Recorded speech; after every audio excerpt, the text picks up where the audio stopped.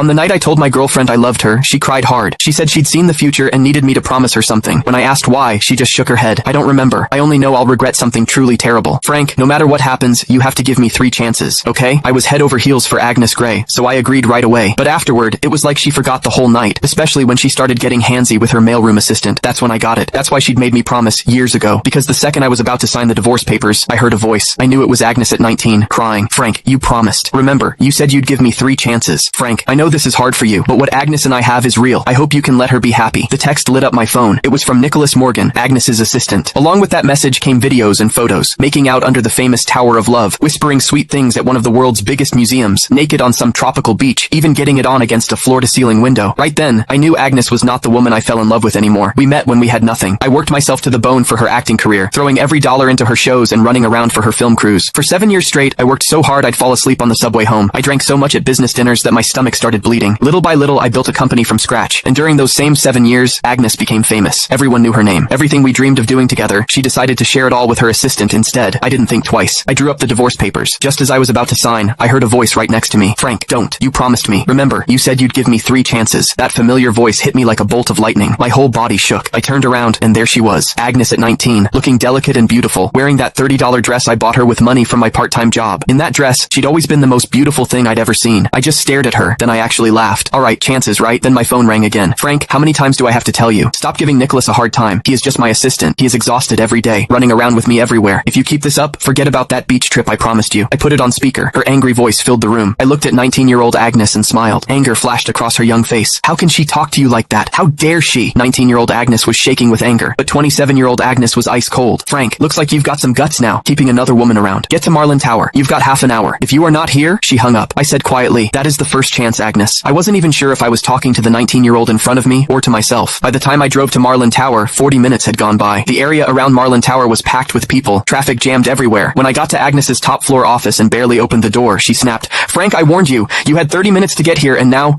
I cut her off, turned around, and flopped onto the couch like I didn't care. Nicholas was there too. He kept his head down, eyes all red, his right hand holding his left wrist. My attitude seemed to set Agnes off. She slammed her hand on the desk. Frank, what is with that attitude? You still won't admit you were wrong? But before I could say anything, Nicholas jumped in. It is nothing really, just a watch. Don't blame Frank. That just made Agnes angrier. But instead of yelling at him, she held back and softened her voice. How can you say it is nothing? He is so petty. He even tried to steal the birthday gift he gave you. Don't worry, I am not taking his side. Then she turned back to me, her voice sharp as a knife. Frank, I am giving you one last chance. Give Nicholas his watch back. I'd lost count of how many times this had happened. No matter how many times Nicholas set me up, no matter what I said, it never mattered. The woman who used to trust me completely now only doubted me. Couldn't be bothered to argue. I stood up, took off the old watch from my wrist. Click the link in my bio to get the full story for free.